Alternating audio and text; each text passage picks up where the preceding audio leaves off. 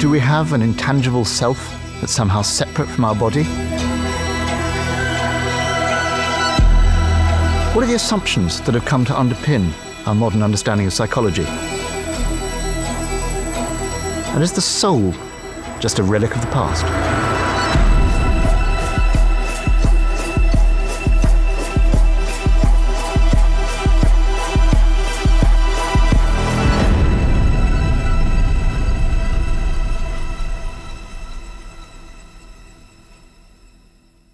Chiara, do you want to start by introducing yourself for the viewers?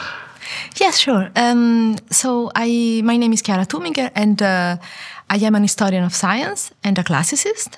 I've been working and doing research in London and then in Germany, and at the moment I am at the Cluster of Excellence Roots at the University of Kiel, but also working at the Humboldt University in Berlin as an historian of ancient medicine. Now, I want to talk to you a bit about how the ancients conceptualized the idea of the self. And I think of that poem by Hadrian, Animula Regula Blandula, which seems to suggest there's the idea of a soul as being sort of separate from the body. But how did the ancients, in your understanding, conceptualize the relationship between body and soul or mind? Yes, this is a great and huge question, of course, and I think the most important part of it, perhaps, of the answer is to separate the question of self from the question of mind and body, and mind and soul. So these are really three different things, and especially this idea of self as a kind of, reflective feeling and knowledge of oneself. So the life of the soul is something that is primarily reflected and has to do with a dialogue with oneself, is really an entirely separate issue, let's say, from the conceptualization of the mind and of the soul in a dialogue or in opposition to the body. So I would say, to summarize somehow, that in the ancient world you have two kinds of traditions, two kinds of approaches. One is more materialistic, so trying to identify the essence of the soul in the similar way in which the essence of other things in nature can be understood. This could be in terms of certain elements, such as air or fire or water, for instance, or it can be in terms of more conceptual ideas such as nous or logos. But this is really a kind of materialistic view in which the soul is an object of nature. And then there is a second tradition which finds more points in common with the religion, with mysticism, which tend instead to oppose the nature of the soul or mind to what is the material world. So the soul is the thing that survives after the matter of the body is no longer there, is that thing that can reincarnate into different living creatures, for example. It travels, for example, in the Platonic sense, from the world of matter to the world of ideas. So it has this invisible, immaterial kind of nature and identity. I think that the sense of self and the rise of consciousness as a topic is nested within this second part of the discussion. And so when you quote, in the imperial era or in early Christianity, for example, I think these are the discourses where thinkers, poets, men of religion kind of find a good starting point in the tradition. You describe these two divergent traditions, kind of. Who was on which team? Was there a kind of clear separate lines of dissent with, maybe the medics and the materialist side and the philosophers, Platonists on the immaterial side? Or how does it break down? Yes, so I'll try to do that without being too unfair, because there are people who are a bit in the middle. So it's about philosophies and personalities, but it's also about programs, so to say. So one can be a man of religion, but at the same time a doctor, and as a consequence then concentrate on this materialistic view. But I would say pre-Socratic philosophy is pretty much in the first camp, the materialistic one, and in terms of philosophy, of course, in a complicated way, in a very sophisticated way, but Aristotle can be thought of as a materialist about the soul, while in the same way, symmetrically, Plato is, of course, the most important first thinker who develops a kind of transcendent view of the soul in a very articulated way. And the whole of ancient medicine, ancient Greek medicine, of course, by definition, is materialistic and deterministic when it comes to mental states. and psychology. This is very evident in the Hippocratic texts and in the later material. But it is very interesting to see how, at a later point in time, the questions of philosophy and the questions of medicine and the needs, the professional problems and issues that a doctor encounters kind of get together. And for a person like Galen, for example, a physician writing in the first centuries of our era, in the second and third century, he is pretty much interested in the way the body works and in the way mental states can be qualified as problems for health, and so as a consequence being cured physiologically. But at the same time, he has a very strong philosophical rooting in the traditions of antiquity, and particularly in the way Plato speaks about the soul. And when it comes to the questions of metaphysics, he then ultimately says that he cannot really give an answer about the immortality of the soul or the real matter of which the soul is made. So this means that this division into two fields is not, it becomes not so straightforward, and it doesn't need to be a full-time position. How did Aristotle's materialism and the materialisms that descend from him manifest? I mean, would it be right to say that he and his descendants, maybe Hippocrates among them, would see mental states as arising from physical states? Yes, Aristotle's psychology very importantly connects the very essence of the soul, of psyche, to the body. So there is no body without a soul. It would be mere flesh and bones and matter without a purpose. And in the same way, the soul, as the highest realization or design of the living being, needs a body to manifest itself. Just like in the classic example, just like a house is made of wood, there is a design to keep it stable, but at the same time, and one thing needs the other. So the matter needs the design, and the house is made by the combination of these two things together. So yes, for Aristotle, there are certain mental states, for example, the emotions, that are by definition enmattered, so made of the encounter between the psychological and the material. And some of these terms you've mentioned seem to be very loaded. I mean, can you talk a bit about, for instance, I guess psyche is a word that's, has descended to us and remains, the root of psychology and psychoanalysis and so forth. I mean, is it best translated in its ancient context as mind or as soul? What's the understanding of that word? Yes, I think I would choose soul, but then again, it depends on the context. If it is a context of discussion about cognitive processes, of course, mind would be better, at least in the English understanding of the word. But I think soul perhaps includes more of the different nuances that the word has. Now, psyche for us, psyche for us, is the classical central terms when it comes to psychology by definition, but in ancient materials it wasn't necessarily the first or the most important term. And it is also very much colored with metaphysical significance. So if you look, for example, at the Homeric poems, which are some of the earliest evidence that we have in Greek literature, then there are other terms that are used to qualify the mind that are not psyche, and they are kind of half bodily, half mental, like thumos, which is more or less located in the chest and is about strong emotions, or nous, which is more cognitive, or cardia, which is heart, but not really in the sense of our heart.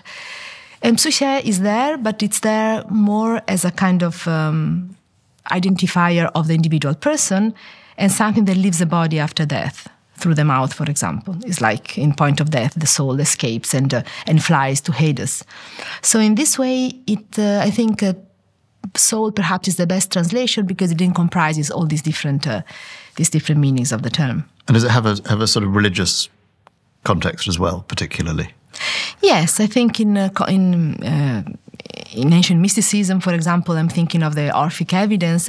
The psyche is that part, again, that leaves the body but stays, is the depository of the identity of the person, and will travel, to the underworld after death and reincarnate, possibly, or it develops, of course, as that part of the person. Where self-consciousness and the truth about the person somehow is nested. Yes. And among the sort of dualists, the people with the more metaphysical bent, was there a sense of a hierarchy or primacy between mind and body?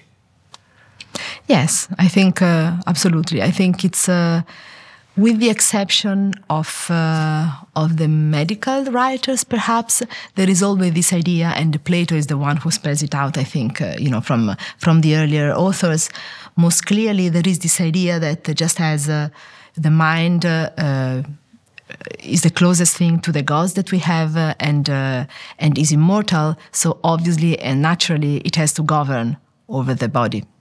And in the same way, it's just natural that the body should be the servant.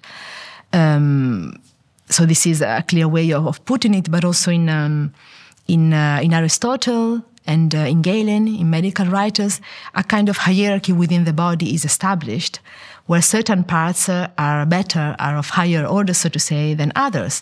And the brain, where the part of the soul, which is the most noble one, the hegemonikon, so-called, the rational soul, should is kind of, is hegemonikon, so is in control, has to govern the rest of the body. While the nutritive soul and the passion and the passionate soul, which are nested in the liver and in the stomach, and in the heart, should serve basically. The nutritive soul. Yes. So the soul that has to do with the nutrition and like vital functions. But there was particular parts of the body that different parts of the soul were located in. Yes. Was that debated, or was there a sort of established orthodoxy that, that's what's going on in your liver? No, it's not an orthodoxy, but it is kind of established. And by the time of Galen, actually, he takes this subdivision of the different parts of the soul within the body very seriously. He even writes a book called About the Opinions of Plato and Hippocrates, in which he attempts and partly succeeds in the rather difficult and unimaginable enterprise of harmonizing the view of Hippocrates as the doctor and Platonic psychology.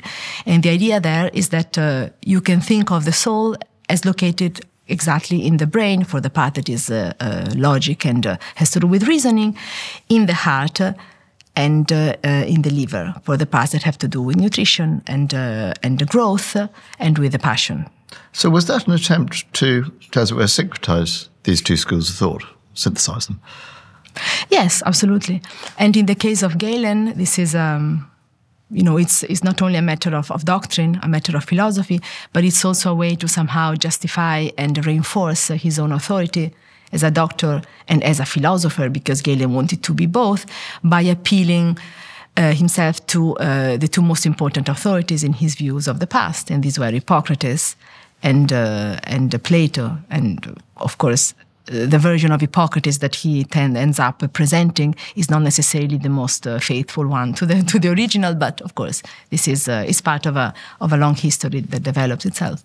Well, let's talk a bit about this history. How far forward do these two schools of thought, these divisions between ways of thinking about body and mind, carry forward into the medieval and later period? I mean, how long do they survive? And what overturns them?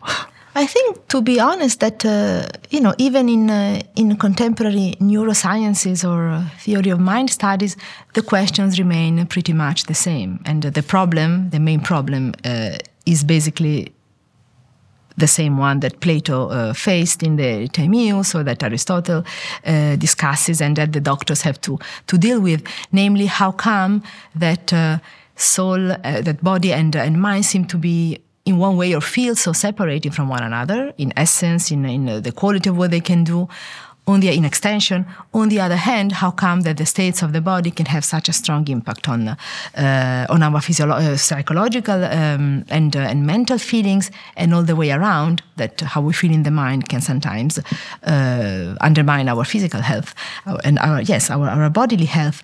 And so this question keeps bothering, of course, the medieval philosophers, because if you want to demonstrate, and if you are attached to the idea that the soul is immortal and is superior, then it should be able to be completely a master of the body. And this is, as we know, not always the case. It's an experience we all have. And in the same way, the problem reemerges in early modern philosophy, For example, in Descartes, who of course opts for a rationalist solution in which the mind is absolutely, separated in matter and in its nature from what is the material world. And to solve the problem of why mental states then have an influence on body life, because again, that's undeniable, he found the solution of the pineal gland, which is like a gland in the shape of a pine, that is located at the back of the neck, which should be responsible for translating the states of the body into states of the mind and vice versa. And how radical a break did Descartes represent? Because we often think, in a kind of best way, there's this moment of Cartesian dualism, and that's the mind and body are something like that, and that's a new thing in Western history. Is that a new thing in Western history, or?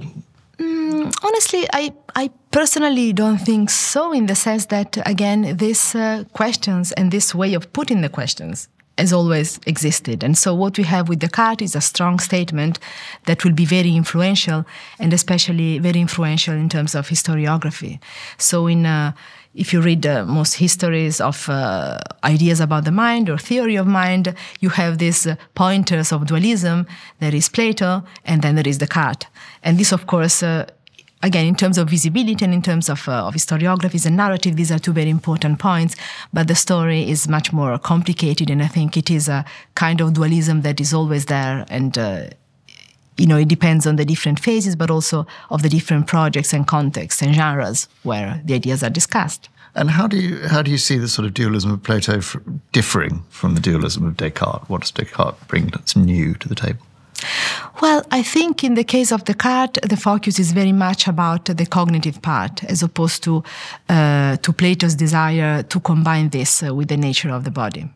So in the Timaeus, which is the Platonic text that is more influential in the following tradition, he's really doing a lot of work to kind of reconcile this idea of the soul as being immortal and the states of the body and the way the body is constructed, flesh and blood. So there is a very strong medical, anatomical part in that work. While in the case of Descartes, I think the questions are really have to do with the history of theoretical philosophy and the birth of rationalism. So I don't think, the physical part that has to do with how the body is constructed bothers him quite so much. So it's a different... huge interest to him. It's a different... But how does he arrive at the cogito? I mean, is it simply that he's trying to deal with the rise of rationalism, this sort of radical skepticism that's this great chasm? Nothing can exist. Yes, I think... Is that the problem he's grappling with? Yes, I think basically he is starting from again from this problem of how to define identity, despite the fact that the body is mortal, is finite, and has a beginning and an end. And so by nesting the idea of identity and survival within the very awareness of oneself, I suppose he's offering a solution, a psychological solution, but it's entirely rationalistic one to that problem of the persistence of ideas and the persistence of and the possibility that something that is immaterial might exist at a higher level. I think the problem of the existence of God and how you can prove the existence of God is very important in this discussion, right? And is the idea of proving the existence of God, it's under threat from rationalism? Is that fair to say? It's a very complicated part of the story. I guess there is a long tradition of the discussion about proving the existence of God, although God is not something we can touch and we cannot materially prove this existence. And so by saving somehow the rational mind and saying that ideas are present in our head and in our reasoning, despite the fact that we cannot see these things in the material world, then you save the possibility of proving the existence of God, despite the fact that we cannot see him or touch him or prove empirically its existence. So I think there is a very important connection between this rationalism and giving a reply to the question about proving the existence of God, despite the rise of empirical studies, empiricism, and so on in the same time frame. And does the rise of empiricism and rationalism, this kind of very this moment in which reason is exalted, does that go along with the rise of the idea of individualism as we'd now recognize it or think of it? Or, is the kind of collective endeavor of science something that leads in a different direction? Well, I guess individualism, again, is a difficult one to define and to necessarily, locate historically. It's very difficult to, but I suppose if by individualism you mean the rise of the idea of one's mind and self as located especially in one's reason, so in the way one thinks, the ability to, consciousness, conscious thought, and the powers of thinking, then yes, I think there is something to be said about that, of course. It is very often the narrative in Western culture, at least, is described as an individualistic one and a logocentric one. And I think the two things in this sense go together. So the sense of individualism is based very much on the thinking mind and the thinking brain later on. So there isn't an individualism of the body quite so much in the modern era, so this is for sure. And is there a sort of... because obviously the logocentrism, the Cartesian cogito starts from a complete mistrusting of all sense experience, doesn't it? Yes. Where does the, as it were, empiricism connect with that? Well, it's empiricism, of course. I suppose in all in the history of science, you need to start from observations in the world and then extract theories or rules or certain the permanence or the repeatability of certain rules in order to form a system. And this has been a question as well from even in ancient science in the same way. And so, of course. The big challenge to this is the idea that what you observe, that what you see in reality can often be deceiving. This was a problem from Aristotle as well. How come that certain things, the perspective, for example, or optical illusions are the first problem? So starting from that, anything that we experience through the senses can be a fabrication or something deceitful, or there are states, for example, illness or old age or drunkenness, that mean that you perceive things that are not true and you realize or you recognize them not being true before or after. So how can you base real knowledge on that? And so the rationalistic logocentric reply is one possible reply to this challenge, but of course it cannot be a final one because you cannot get rid of the world entirely, right? Yeah. If for a scientific program. I mean, how do you respond in response to the cogito? There have been some who've said, look, the problem, you establish that someone is thinking, but it might not be you, that Descartes kind of takes the subject or the self as a given, doesn't he? Yes, of course, it is somehow dogmatically a point of departure, I would say, for the whole construction. So in that sense, questions of variation or disability that cannot, for example, are prior to this. So it starts from a certain, it seems to me at least, a certain starting point of a strong, healthy thinking self, completely in control of the world outside. And is that idea of the thinking self, I mean, it strikes me that one way and another, the grammar of all of our languages presupposes some sort of relationship, separation between self and other, the way that verbs conjugate. Yeah. So do you think that conception of the self, which, as you say, is a priori in Descartes, is a kind of human universal? No, I don't think so. I think it's, I cannot give exact examples, but I'm sure that even the study of the verb conjugations in different languages, especially Indo-European languages or languages not similar to to Latin, not derived from Latin or Greek.